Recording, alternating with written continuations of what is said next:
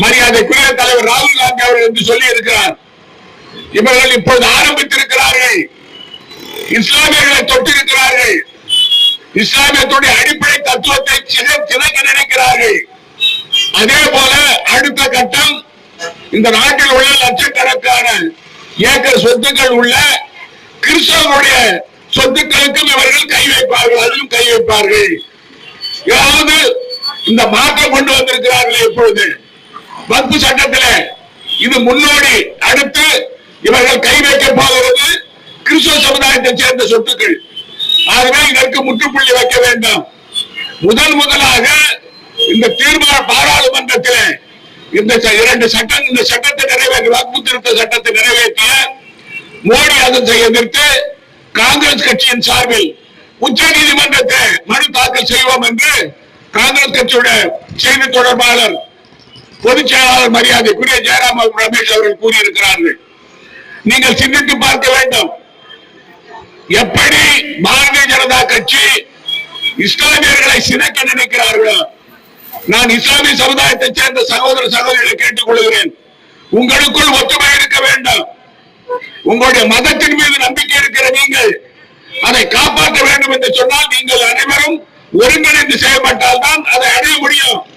இதுல பிரிவினைவாதம், சில இஸ்லாமிய சமுதாயத்தை சேர்ந்தவர்கள் பாரதிய ஜனதாவுக்கு ஆதரவு கொடுப்பதன் மூலமாக நீங்கள் உங்களையே சீர்குலைத்துக் கொள்கிறீர்கள்.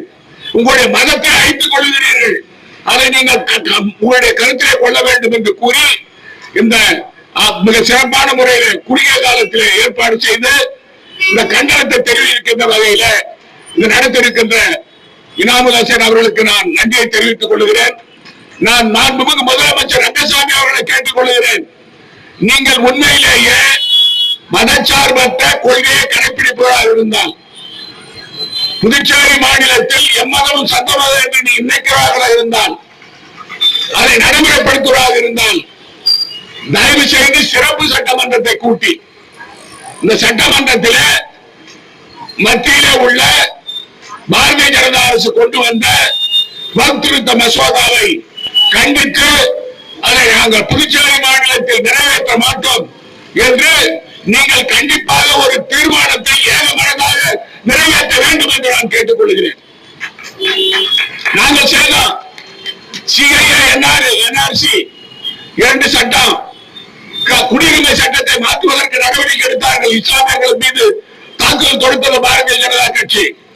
சட்டமன்றத்திலே நான் முதலமைச்சராக இருந்த காலத்திலே காங்கிரஸ் திராவிட முன்னேற்ற கூட்டணி ஆட்சியிலே ஒட்டுமொத்தமாக அந்த சட்டத்தை நாங்கள் ஏற்றுக்கொள்ள மாட்டோம் என்று தீர்மானம் நிறைவேற்றிய எங்களுடைய அரசு. மதச்சார்பற்ற கொள்கையில் திரு ரங்கசாமி அவர்களுக்கு நம்பிக்கை இருந்தால் இந்த சட்டத்தை திருத்த மசோதா சட்டத்தை அதை ஆதரிக்க மாட்டோம் என்று நீங்கள் தீர்மானத்தை நிறைவேற்ற வேண்டும் என்று கூறி விடைபெறுகிறேன். நன்றி, வணக்கம்.